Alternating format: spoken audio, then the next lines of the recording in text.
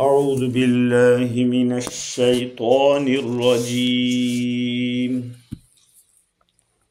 بسم الله الرحمن الرحيم.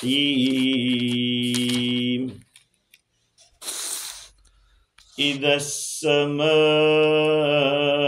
انفطرت وإذا الكواكب انتثرت وإذا البحار فجرت وإذا القبور بعثرت علمت نفس ما قدمت وأخرت يا أيها الإنسان ما غرك بربك الكريم الذي خلقك فسواك فعدلك في أي صورة ما شاء ركبك صدق اللہ العظیم. بزرگوں، پیارے بھائیوں، یہ سورہ انفطار ہے. انفطار کے معنی ہے پھٹنا. چونکہ پہلی آیت میں ہی آسمان کے پھٹنے کا تذکرہ ہے. نبی اکرم صلی اللہ علیہ وسلم کا ارشاد عبداللہ ابن عمر رضی اللہ عنہما نقل کرتے ہیں: من سرہ ان ينظر الى یوم القیامہ رأی العین فلیقرأ اذا الشمس کورت واذا السماء انفطرت واذا السماء انشقت.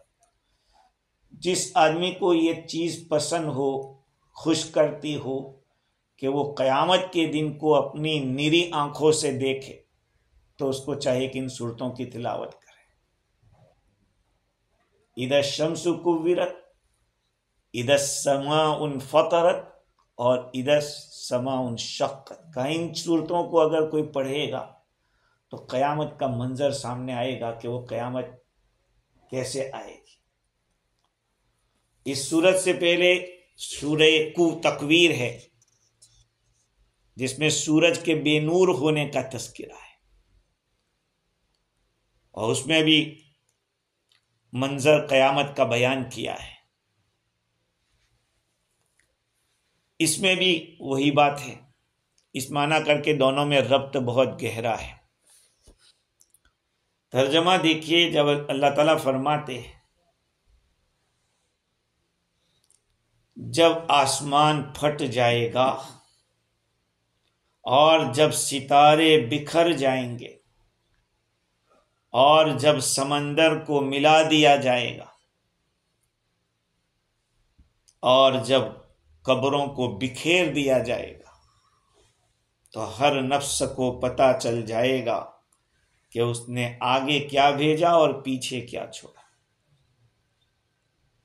یہ 5 آیتیں ہیں. ان 5 میں پہلی 4 جو آیتیں ہیں وہ قیامت کا منظر ہے، اور 5ویں آیت اس کا نتیجہ ہے. اللہ تعالیٰ نے 4 آیتوں کے اندر 4 باتوں کو بتلایا، اور ان میں سے 2 کا تعلق علویات سے ہے، آسمان سے، اوپر سے، اور 2 کا تعلق سفلیات سے ہے، ارضیات سے ہے، زمین کے ساتھ. پہلے اذا السماء انفطرت فرمایا، جب آسمان پھٹ جائے گا. قرآن مجید میں کئی آیتیں ایسی ہیں جس کے اندر آسمان کا جو حال ہونے والا ہے اس کو بیان کیا. جیسے اذا السماء انشقت، جب کہ آسمان پھٹ جائے گا، وہاں بھی پھٹنے کا معنی. وَيَوْمَ تَشَقَّقُ السَّمَاءُ بِالْغَمَامِ، اس دن کو یاد کرو جب کہ آسمان پھٹ جائے گا بدلی سے.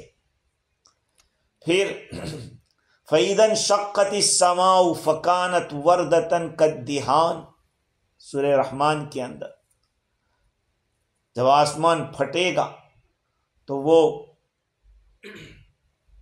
گلاب کے پھول کی طرح ہو جائے گا، سرخ ہو جائے گا۔ وَفُتِحَتِ السَّمَاءُ فَكَانَتْ أَبْوَابًا، جب آسمان کو کھول دیا جائے گا تو اس میں دروازے ہو جائیں گے۔ وَالسَّمَاءُ مُنْفَطِرٌ بِهِ، آسمان پھٹنے والا ہے۔ یہ ساری آیتیں بتلا رہی ہیں کہ آسمان پھٹے گا۔ یہ الگ بات ہے کہ فلاسفہ افلاک کے اندر خرق و التیام کے قائل نہیں ہے۔ فلاسفہ جو ہے وہ اس کے قائل نہیں ہے کہ آسمان پھٹے گا اور یہ ہوگا وہ ہوگا، اس کو ماننے کے لیے تیار۔ لیکن امام فخر الدین رازی کی کتاب تفسیر کبیر ہے، اس میں اس مقام کے اوپر لکھا ہے کہ آسمان کو ایک باڈی ہے، اور جو بھی باڈی ہوگی وہ باڈی ختم ہوگی۔ جو بھی باڈی ہے، جس کا جسم ہے، تو ہر جسم کے ساتھ جو چیز پیش آتی ہے وہ اس کے ساتھ پیش آنے والی، اور ہر جسم گھستا ہے، ہر جسم ختم ہونے والا ہے، کا آسمان بھی ختم ہوگا۔ یہ فلاسفہ کے لیے تفسیر کبیر کے اندر لکھا ہے، کیونکہ یہ آسمان جو ساتھ ہے وہ سب ایک دوسرے کے متماثل ہیں۔ سما ارض دو تقسیم ہو گئی، سماویات، ارضیات، آسمانی چیزیں، زمینی چیزیں، اور جس کی تقسیم ہوتی ہے وہ ایک دوسرے کے مماثل ہوتے ہیں، اور جو مماثل ہوتے ہیں تو ایک پر جو پیش آئے گا وہ دوسرے پر بھی وہی پیش آنے والا ہے۔ یہ لاجیکلی بات ہے اور فلسفہ کا جواب ہے۔ اذا السماء انفطرت واذا الكواكب انتثرت، اور جب ستارے بکھر جائیں گے، ظاہری بات ہے آسمان کے نیچے ستارے ہیں تو آسمان ہی نہیں رہے گا تو ستارے کہاں رہیں گے؟ ہیں؟ اللہ تعالیٰ نے پہلے آسمان کو پھاڑنے کو بتایا، چونکہ کسی چیز کو آباد کرنا ہو تو اس کے آباد کرنے سے پہلی جو چیز ہوتی ہے اس کو ڈسٹروائے کیا جاتا ہے۔ جب یہ مسجد نئی بنانے کی تھی تو اسی جگہ پر نئی مسجد بنے گی تو کیسے بنے گی؟ پہلی کو تو کچھ کرنا ہی پڑے گا، ہے؟ پہلی جب ختم ہوگی تو دوسرے وجود، اللہ تعالیٰ کو ایک دوسرے عالم کو جب لانا ہوگا، عالم آخرت کو، تو اس عالم آخرت کو لانے سے پہلے اس عالم دنیا کو فنا کرے گا، اور پہلے آسمان کو اللہ تعالیٰ گرائے گا۔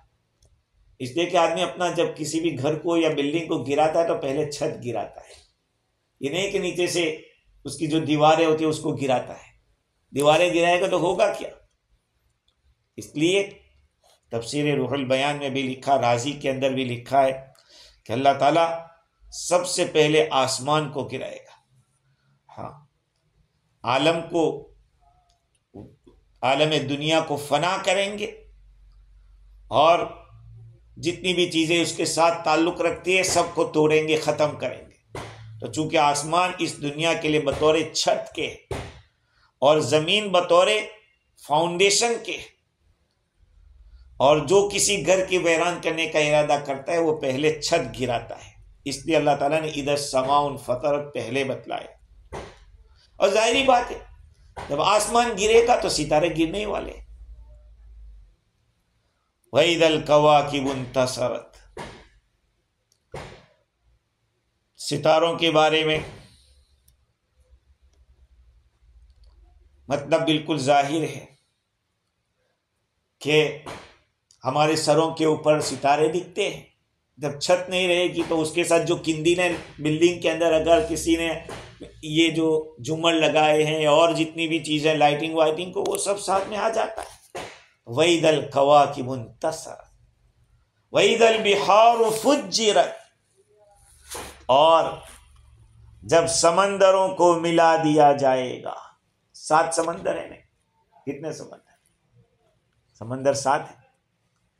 ایک بحر روم ہے، بحر کلزوم ہے، بحر ثقالبہ ہے، بحر جرجان ہے، بحر فارس، بحر سین اور بحر ہند. یہ 7 سمندر ہیں. ان 7 سمندروں کو ملا دیا جائے گا، سب کو ایک کر دیا جائے گا. فجرت کی بھی کئی شکلیں ہیں.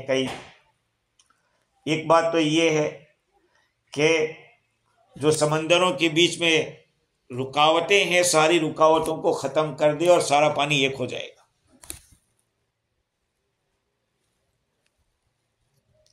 اس لیے کہ زمین میں جب زلزلہ آئے گا پھٹے گی زمین. اب بات سمندروں کے بیچ میں زمین ہی تو حائل ہے، اور کون حائل ہے؟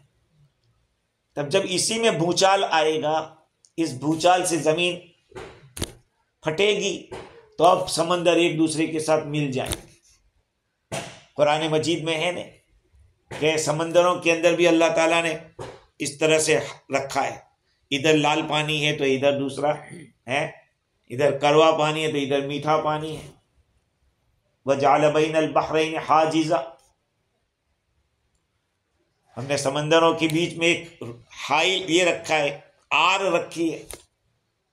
تو جب اللہ تعالیٰ کی طرف سے قیامت لانا منظور ہوگا، سب پانی ایک ساتھ ہو جائے، سمندر ایک ہو جائے گا.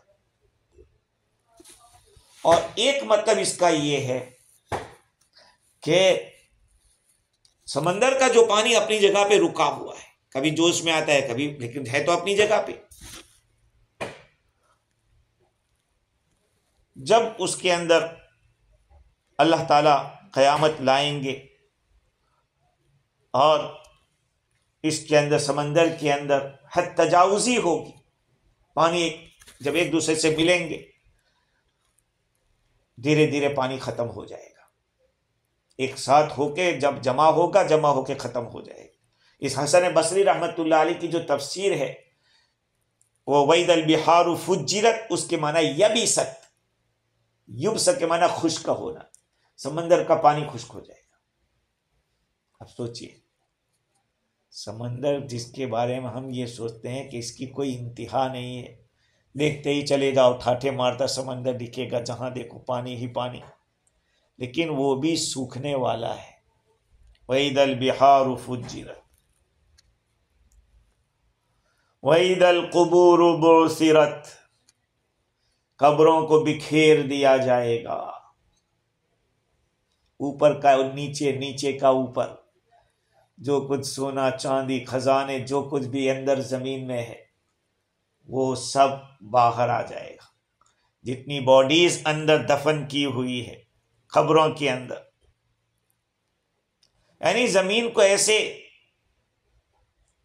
بکھیرا جائے گا، اٹھایا جائے گا کہ اوپر کا نیچے ہو جائے گا، نیچے کا اوپر ہو جائے گا.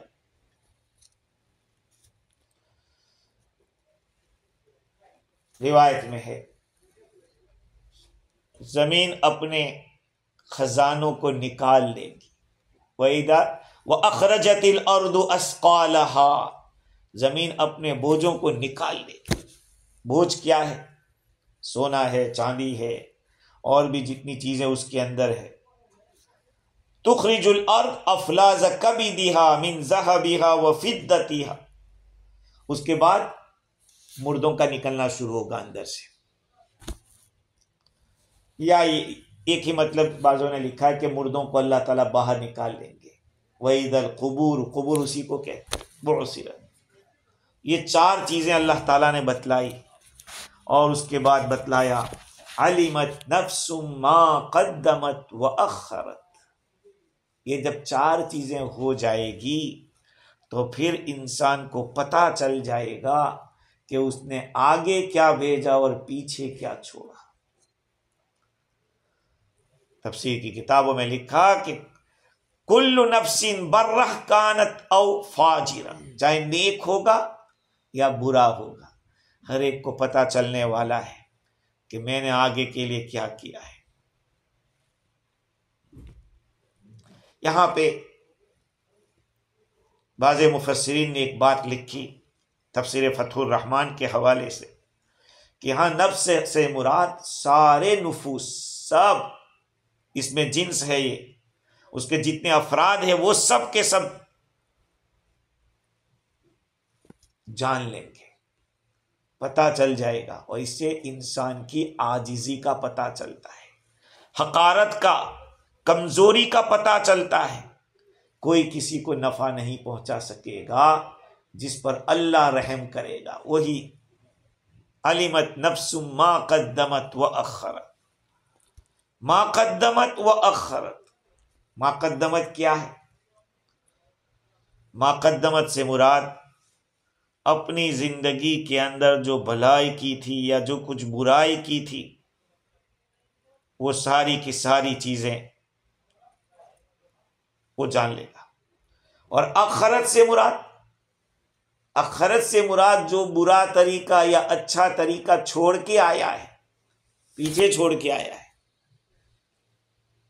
اس کو بھی وہ جان لے گا۔ حدیث شریف میں ہے، تفسیر روح البیان میں وہ روایت نقل کی، اور بھی صحیح حدیث کے اندر دوسرے الفاظ کے ساتھ روایت ہے۔ رسول اکرم صلی اللہ علیہ وسلم کا ارشاد ہے کہ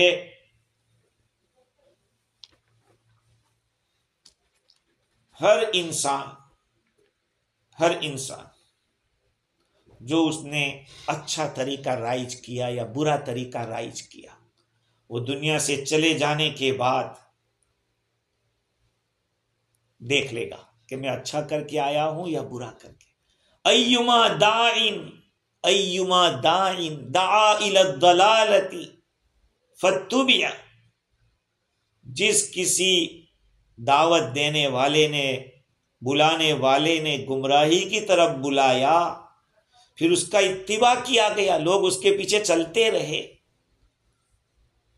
فَلَهُ مِثْلُ أَجْرِ مَنِ اتَّبَعَهُ، تو اگر اچھا کیا ہے تو کرنے والے کا ثواب اس شروع کرنے والے کو ملائے گا۔ جس نے ٹیلی ویژن بنایا، جس نے موبائل بنایا، اگر اس کی نیت اچھائی پہنچانے کی تھی تو ٹھیک ہے، لیکن اس کی بھی نیت یہ تھی کہ دنیا میں بگاڑ ہو۔ کسی نے ٹیلی ویژن خرید کر گھر میں رکھا تاکہ گھر والے باہر پکچر دیکھنے نہ جائے، فلمیں دیکھنے کے لیے باہر نہ جائے، گھرے ہی دیکھ لے۔ اگر وہ مر گیا، اب پیچھے جو دیکھ رہے ہیں اس کا گناہ اس کو بھی ملتا رہے گا، اس کے اکاؤنٹ کے اندر ڈائریکٹ ڈیبٹ لگ جائے گا، ڈائریکٹ ڈیبٹ، ادھر گناہ ہو رہا ہے، ادھر مل رہا ہے اس کو۔ اس لیے کوئی بھی عمل کرو تو اس سے پہلے دیکھو کہ اس کا وجود ہے کہ نہیں ہے، قرآن میں ہے، حدیث میں ہے، ثواب ملے گا یا گناہ ملے گا، یہ اکاؤنٹ میں سے ایسے ہی چلا جائے گا یا کچھ لائے گا۔ حضور، یہ روایت ہے، ایسے تو دوسرے الفاظ یہ من سن سنتا فی الاسلام من سن سنتا حسنتا فلہ اجرھا واجر من عمل بھا، جس نے کوئی اچھا اسلام میں کوئی اچھا طریقہ رائج کیا تو اس کو اس کا عمل ملے گا، اور اس کے پیچھے جو چلیں گے اس کا بھی ملے گا۔ ومن سن سنتا سیئتا فعلیہ وزرھا ووزر من عمل بھا، جس نے برا طریقہ رائج کیا ہے تو اس پر عمل کرنے کا گناہ تو ہوگا، لیکن بعد میں اس کے جو فالوورز ہوں گے اس کا بھی گناہ ہوگا۔ تو ما قدمت، جو کچھ نیکیاں کر کے بھیج دیا، اور ما اخرت، جو چھوڑ کے آیا ہے کہ وہ ہو رہا ہے، کنٹینیو اس کو مل رہا ہے۔ ایک مطلب علماء نے یہ بیان کیا ہے۔ اور اب سوال یہ ہے کہ پتہ کیسے چل جائے گا؟ علمت نفس ما قدمت واخرت، پتہ چل جائے گا کہ علم دو طرح کا ہوتا ہے، علم دو طرح کا ہوتا ہے، ایک علم اجمالی اور ایک ہے علم تفصیلی، ایک اجمالی ایک تفصیلی۔ مثال کے طور پر کسی کو پولیس اٹھا کے لے گئی اور اس کو چھوڑ دیا، جب وہ آیا تو اس کے چہرے پہ نشان ایسے لگے ہوئے تھے تو پتہ چل گیا کہ اس کی اچھی دھلائی ہوئی ہے، اس کی پٹائی ہوئی ہے. یہ تو علم اجمالی ہے کہ دیکھ کے بتا. لیکن علم تفصیلی کیا ہے کہ اس کو پوچھے بھائی کیا ہوا، کس سے مارا، کیوں مارا، کیسے مارا، یہ ساری باتیں یہ علم تفصیلی ہے. تو ہر انسان کو قیامت جب آئے گی، قیامت کی نشانیاں جب ہوگی، قرب قیامت میں نشانیاں جب ظاہر ہوگی، وہی سے اس کو پتہ چل جائے گا. قیامت ایسے آئی پتہ چل جائے گا کہ میرے ساتھ کیا ہونے والا ہے. یہ علم اجمالی ہے. لیکن جب نامہ اعمال کو اس کے سیدھے ہاتھ میں یا الٹے ہاتھ میں دیے جاتے ہیں، حساب کتاب ہوتا ہے، محاسبہ ہوتا ہے، تو پتہ چلے گا کہ بھائی اب یہ علم تفصیلی حاصل ہوگا. سمجھ رہے؟ علم تفصیلی. آدمی قبر میں جاتا ہے تو وہیں اس کو پتہ چل جاتا ہے آگے میرے ساتھ کیا ہوگا.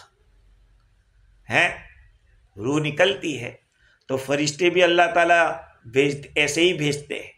اچھا ایمان والا دیندار ہو تو اس کے لیے اچھی شکل میں فرشتہ جاتا ہے، اور اگر نالائق ہو، فاجر ہو، کافر ہو تو اس کے لیے بھی فرشتے اسی طرح کی شکل میں جاتے ہیں. وہ وہیں سے ڈر جاتا ہے کہ اب گئی بات. اسی لیے تو کہا کہ فرشتہ دیکھ لیا، نو وے، کلمہ پڑھو کا نہیں چلے گا. اب کیا؟ فرعون نے جب دیکھا فرشتے کو تو کہتے آمنت برب ہارون و موسیٰ. اب ہارون و موسیٰ کے رب پہ کہا اب کہہ رہا ہے جب فرشتہ دیکھ لیا تب. اب تو ایمان بالغیب نہیں ہوا، ایمان انسین نہیں ہوا، یہ تو سین ہو گیا. سمجھ رہے ہیں بات کو؟ ہاں. علمت نفس ما قدمت وقت. تھوڑا تھوڑا اپنے بارے میں بھی سوچا کرو کہ یہ آنکھیں بند ہوگی اس وقت کا منظر کیا ہوگا. ہے کبھی کبھی یہ بھی سوچو کہ جمعہ میں نہا رہے تو کیا ابھی میں نہا رہا ہوں، پتہ نہ آئندہ غسل کوئی اور دے گا یا مجھے یہ کرنا ہے. تھوڑا تھوڑا اتنا تو سوچو کہ اس سے کچھ فکر آخرت پیدا ہو جائے. علمت نفس ما قدمت واخرت. اب آگے اللہ تعالیٰ خطاب کرتا ہے کہ ارے بندے تو ذرا سنبھل جا، تھوڑا غور و فکر کر کہ تجھے کس چیز نے دھوکے میں ڈال رکھا ہے اپنے کریم رب سے. یا ایھا الانسان ما غرک بربک الکریم الذی خلقک فسواک فعدلک.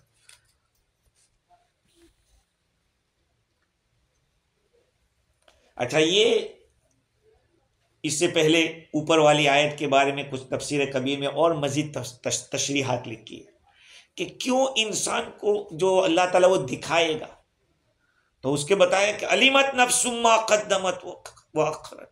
ہر جان کو پتہ چل جائے گا کہ اس نے آگے کیا بھیجا اور پیچھے کیا چھوڑا. تو اس میں دو احتمال ہیں. ایک احتمال تو یہ ہے کہ اللہ تعالیٰ نے یہ ساری چیزیں جو بیان کی ہے وہ قیامت کے دن کی ذکر کی ہے. بھائی کیوں ذکر کی؟ ابھی کیوں بیان کی؟ اس کی سب سے بنیادی وجہ یہ ہے کہ آدمی گناہوں سے رک جائے. مقصد، سب سے بڑا مقصد یہ ہے. نیکیوں میں رغبت کرنے لگے، برائی سے نفرت کرنے لگے. رغبت اور نفرت، اس کو پتہ چل جائے کہ آگے اس نے جو بھیجا ہے آئندہ کوتاہی نہ کرے، آئندہ کوتاہی نہ کرے. جب کسان بوائی کے زمانے میں کچھ دھیان نہیں دیتا، کھیت میں جاتا نہیں، کاٹنے کے وقت سوچتا ہے کہ آئندہ سال تو مجھے اچھی طرح دیکھنا پڑے گا، اس سال تو مجھے کچھ کھیت سے ملا نہیں ہے، آئندہ میں چوکن نہ رہوں گا. دنیاوی اعتبار سے تو آدمی یہی کرتا ہے. سارے بزنس مین الرٹ ہو جاتے جب ایک آدھ دفعہ نقصان ہوتا ہے. لیکن ہم آخرت کے معاملے میں جب یہ آیتیں سن لی کہ ایسا ہونے والا ہے تو آدمی کو چاہیے کہ نہ ما قدم میں کوئی کوتاہی کرے، نہ ما اخر میں کرے. ما قدمت کا تقاضا ہے کرنے کا، ڈوئنگ والا، اور ما اخرت کا تعلق ایوائڈ سے تعلق ہے. ایک کا ڈوئنگ سے تعلق ہے، ایک ایوائڈ سے تعلق ہے. مطلب یہ کہ یہ جو کلام ہے علمت نفس ما قدمت یہ تقاضا کرتا ہے عمل کرنے کا، برے عمل کو چھوڑنے کا۔ اگر کسی نے کبیرہ گناہ کر دیے ہے، آگے کبیرہ گناہ کیے اور نیک عمل چھوڑ کے گیا ہے، تو کہا اس کا ٹھکانہ جہنم ہوگا، بڑے بڑے گناہ آگے بھیج چکا ہے۔ اگر پہلے کچھ نیک عمل کر دیا اس نے اور بعد میں کچھ اس طرح کا ہو گیا ہے تو اس کا ٹھکانہ جنت ہوگا۔ دوسری وجہ یہ ہے کہ ما قدمت، جو عمل اس نے آگے بھیجے ہیں وہ وجود میں آ چکے ہیں، وجود میں آ چکے ہیں، جس کو وہ کر چکا ہے وہ مراد ہے۔ اور ما اخرت کے اندر جو عمل اس نے شروع کیا تھا اور ابھی بھی وہ چالو ہے، ما قدمہ میں ختم ہو جاتا ہے، آدمی چلا گیا اپنے اعمال بند کر کے چلا گیا، لیکن ما اخرہ وہ کنٹینیو رہتا ہے۔ اور مفسر ضحاک کا کہنا یہ ہے کہ اس سے ما قدمہ سے مراد فرائض ہے، اس نے کیا فرائض کو آگے ادا کر کے بھیجا، اور ما اخرت کے معنی کیا برباد کیا ہے۔ اور ابو مسلم کا کہنا یہ ہے کہ ما قدمت سے مراد اپنی عمر کے شروع کے زمانے میں جو کیا ہے وہ، اور ما اخرت سے مراد اپنی زندگی کے آخری ایام میں جو کیا ہے۔ ہاں، مطلب یہ ہے کہ ہر گھڑی انسان سنبھل کے چلے۔ یا ایھا الانسان ما غرک بربک الکریم، ارے انسان تجھے کس چیز نے دھوکے میں ڈال رکھا ہے اپنے کریم رب سے۔ کتنا کرم والا ہے کہ بہانہ بھی بتلا رہا ہے کہ تیرے کرم کی وجہ سے میں دھوکے میں رہا، کہ میں تو یہی سوچتا رہا کہ تو بڑا کرم والا ہے، معاف کر دیتا ہے تو معاف کر دے گا، اس لیے میں بھی الٹے کام کرتا رہا۔ اللہ تعالیٰ نے اوپر کی آیت میں حشر و نشر کے واقع ہونے کی خبر دی، تو اب اس آیت میں اللہ تعالیٰ عقلی طور پر بتلا رہے ہیں کہ کیوں قیامت کیسے آئے گی۔ پہلی بات یہ بتلائی یا ایھا الانسان، کون اس سے کون مراد ہے؟ سارے انسان مراد ہے، ماننے والے ہو نہ ماننے والے ہو، مطیع ہو فرما بردار ہو نافرمان ہو، سارے لوگوں کو اللہ تعالیٰ نے اس آیت میں خطاب کیا ہے یا ایھا الانسان۔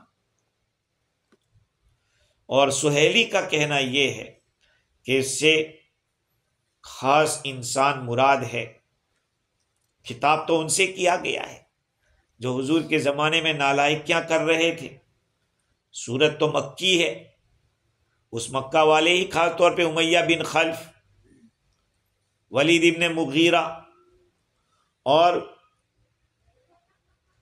دوسرے بھی اس طرح کے جو نالائق قسم کے لوگ تھے، جنہوں نے حضور اکرم صلی اللہ علیہ وسلم کے سامنے الٹے سیدھے سوالات کیے تھے۔ بعضوں نے ابن اسد ابن کلہ ابن اسید بھی کہا، اس کا بھی نام لیا ہے۔ یا ایھا الانسان ما غرک بربک الکریم، تجھے کس چیز نے دھوکے میں ڈال رکھا ہے۔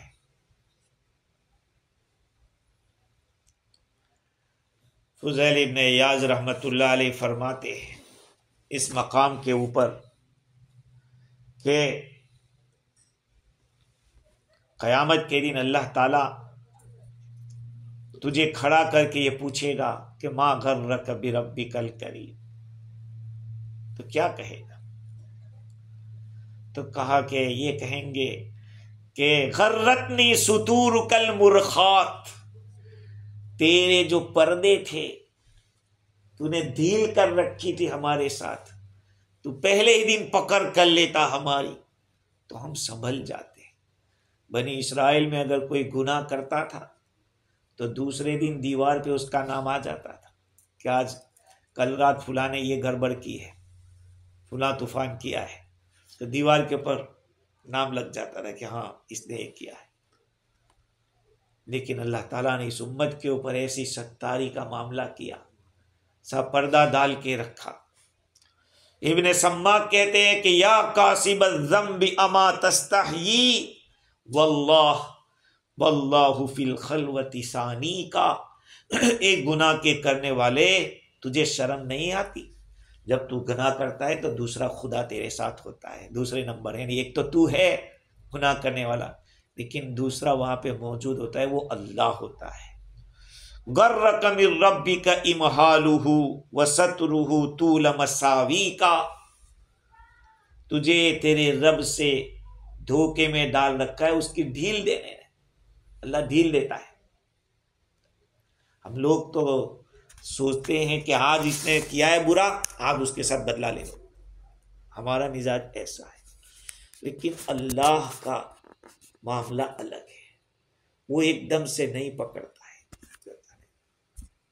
ایک دفعہ دوسری دفعہ حضرت عمر رضی اللہ تعالیٰ عنہ کے سامنے ایک چور کو لایا گیا، پکڑا گیا تھا، کہا حضرت معاف کیجئے، پہلی دفعہ بالکل نہیں، میں نہیں مانوں، اللہ تعالیٰ پہلی دفعہ میں کسی کو نہیں پکڑواتا، اللہ تعالیٰ موقع دیتا ہے، چانس دیتا ہے، اچھا ٹھیک چل، لیکن جب پیمانہ لبریز ہو جاتا ہے، مچھلی پکڑنے والا جب مچھلی پکڑتا ہے تو پہلے ڈھیلے ڈالتا ہے تاکہ وہ جو چارہ ہے اس کو کھانے میں وہ مشغول ہو، اور جب اچھا اس میں مشغول ہو جاتا ہے اچانک سے جھٹکا مارتا ہے، اس میں وہ پھنس جاتا ہے، اس کو بعد میں باہر کی دنیا دکھتی ہے، جب وہ کھینچی جاتی ہے اور باہر آتی ہے تب پتہ چلتا ہے کہ یہ کوئی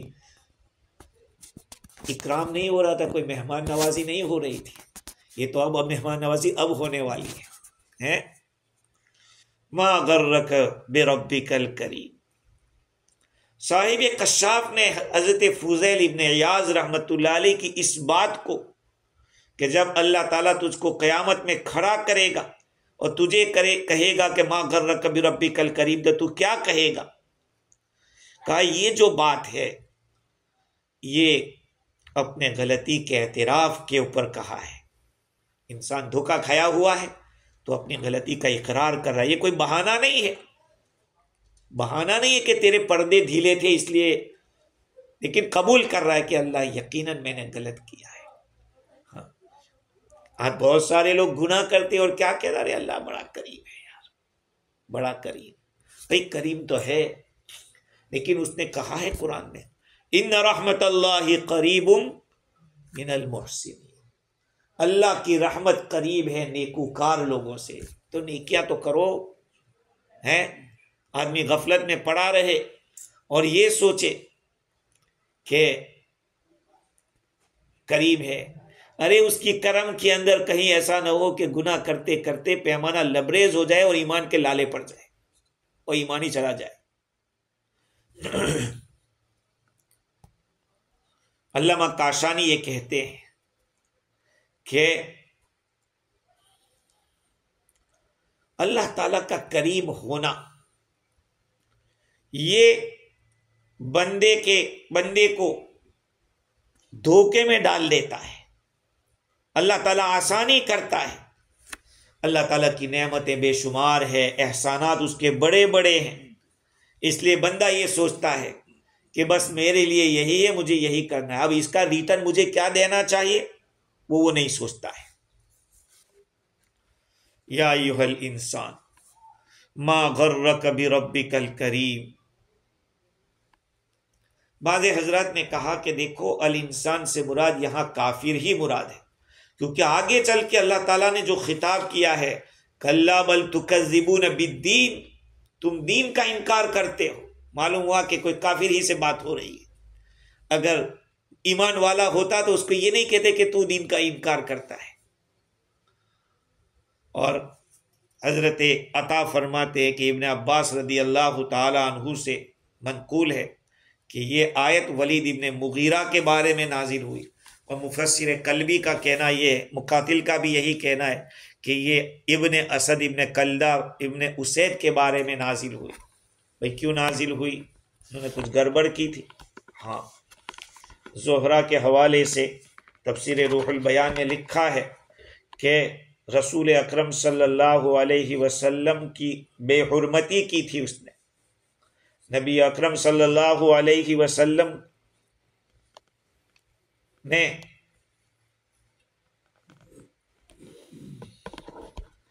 اس کو پکڑا تھا، اس نے حضور کو کوئی نقصان پہنچایا تھا اور اس کو زمین کے پٹکا تو کہنے لگا یا محمد الامان الامان من الجفا ومن الکرم، کہا کہ محمد صلی اللہ علیہ وسلم مجھے امان دے دیجئے، مجھے پناہ دے دیجئے، میری طرف سے جفا ہو رہی ہے لیکن آپ کی طرف سے کرم ہو جاوے، فإنی لا أوذیک ابدا، آئندہ میں کبھی آپ کو تکلیف نہیں پہنچاؤں گا۔ فترکہ، حضور صلی اللہ علیہ وسلم نے اس کو چھوڑ دیا، اس کو نقصان نہیں، اس کو کوئی تکلیف، اس نے جو ستایا تھا اس کے مقابلے میں حضور نے اس کو نہیں مارا، نہیں پیٹا۔ اللہ تعالیٰ نے اپنے حبیب کو ایسی طاقت بھی دی تھی ہے۔ حضرت رکانہ رضی اللہ عنہ جو پہلوان تھے زمانے کے، ایسے پہلوان تھے جیسے چمڑے پہ بیٹھ گئے، اب جاؤ کھینچ لو سب مل کے، کوئی اٹھا نہیں سکتا تھا۔ حضور صلی اللہ علیہ وسلم سے انہوں نے کہا کہ میں اسلام میں داخل ہو جاؤں، لیکن اپنے پاس تو ایک ہی چیز ہے، میدان میں اتر جاؤ اور مقابلہ کر دو، اگر آپ مجھے گرا دو گے تو میں آپ کی بات مان لوں گا، نہیں تو پھر آپ کو اتنا دینا پڑے گا، اتنی بکریاں یا اتنا۔ رسول اکرم صلی اللہ علیہ وسلم نے رکانہ کو اٹھایا اور دم سے گرا دیا۔ طاقت تھی، کتنے جنتیوں کی طاقت اللہ تعالیٰ نے آپ کو دے رکھی تھی۔ تو اللہ تعالیٰ نے فرمایا ما غرک بربک، ارے تجھے کس چیز میں دھوکے میں ڈالا، یہ کویسچن ہو رہا ہے، کویسچن ہے یہ، اور یہ سوال جو ہے سامنے والے کو ڈانٹنے کے لیے، ارے شرم آنی چاہیے، اتنے شریف آدمی کے ساتھ یہ بات کر رہے ہو یار، تمہیں انہوں نے پالا ہے پوسا ہے اور تم اس کے ساتھ اس طرح کی بدسلوکی کر رہے ہو۔ تو سامنے والے کو یہ ہوگا کہ یار بات تو صحیح ہے، انہوں نے تو مجھے یہاں تک پہنچایا اور آج میں انہی کے خلاف کروں گا۔ تو اللہ تعالیٰ نے اپنے کریم کی صفت بتلائی، ما غرک بربک الکریم، کہ اللہ تعالیٰ کرم والا ہے، اس کے کرم کا تقاضا تو یہ تھا کہ تو اس کے کرم کو مانتا، اس کے کرم کے مقابلے میں تو کوئی اس طرح کی بات نہ کرتا جو ایک بد اخلاق آدمی کا معاملہ ہوتا ہے۔ ظاہری بات ہے اللہ تعالیٰ کے کرم بندوں کے اوپر کتنے ہیں۔ تفسیر روح البیان میں ایک واقعہ لکھا ہے کہ ایک صاحب نے بیان کیا کہ میں نے بصرہ کے بازار کے اندر ایک جنازے کو دیکھا جس کے پیچھے کوئی چلنے والا نہیں تھا۔ میں نے سوچا کہ میں چلتا ہوں، میں جنازے کے پیچھے ہو گیا، پیچھے چلتا رہا یہاں تک کہ قبرستان پہنچ گئے، جنازے کی نماز ہو گئی، میں نے بھی پڑھی، لوگوں نے ان کو دفن کر دیا۔ تو جو لوگ لے کر چلے تھے میں نے ان سے کہا کہ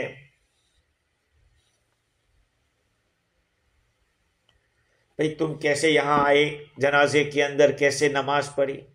ہم کچھ نہیں جانتے، ہم یہ عورت اجرت پر لائی تھی کہ میں تمہیں اتنے پیسے دے دوں گی، تم اس جنازے کو لے کر چلو اور دفن کر کے آ جانا، میں تمہاری اجرت دے دوں گی۔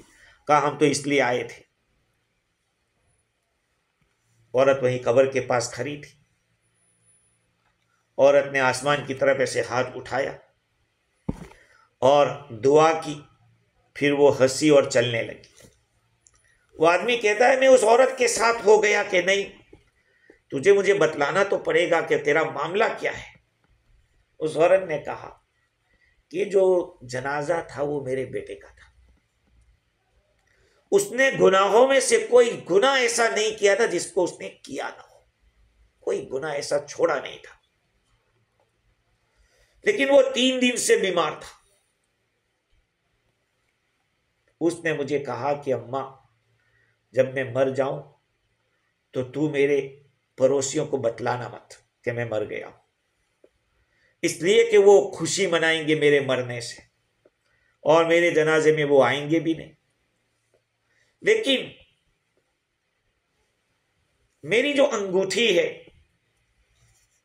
خاتم، اس پہ لا الہ الا اللہ محمد الرسول اللہ لکھ دینا اور میری انگلی میں ڈال دینا،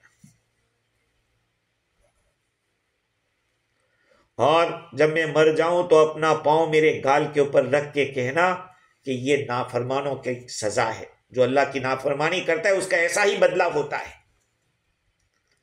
جب تو مجھے دفن کر دے تو اپنے ہاتھ کو اللہ کی طرف اٹھا کے یہ کہنا کہ اللہم انی رضیت عنہ فرض عنہ، اے اللہ میں اس سے راضی، میرے بیٹے سے تو راضی ہو جا۔ جب وہ گزر گیا تو میں نے سارے کام کر دیے جو اس نے مجھے وصیت کی تھی، اور میں نے آسمان کی طرف اپنے ہاتھ اٹھائے اور میں نے دعا کی، تو میں نے ایک فصیح آواز کے اندر کھلے ہوئے الفاظ میں مجھے کہنے والا کہہ رہا ہے، وہ بیٹا کہہ رہا ہے انصرفی یا امی، میری ماں تو واپس چلی جا، فقد قدمت علی رب کریم رحیم، میں تو ایسے رب کے پاس آیا ہوں جو بڑا کرم والا ہے، جو بڑا رحم والا ہے، فرضی عنی، وہ مجھ سے راضی ہو گیا ہے۔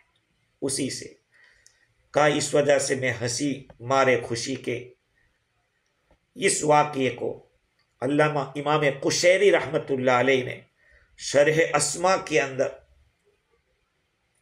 نقل کیا ہے۔ اس واقعے کو علامہ قشیری بہت بڑے عالم ہیں، اور صحیح حدیث میں یہ ہے کہ اللہ سبحانہ و تعالی قیامت کے میدان میں ایمان والے کو اپنے قریب کرے گا اور اس کے کندھے کے اوپر ہاتھ رکھے گا اور پردہ کر کے کہے گا اتعرف ذنب کذا، تو فلاں گناہ جانتا ہے نا، تو نے یہ کیا تھا نا؟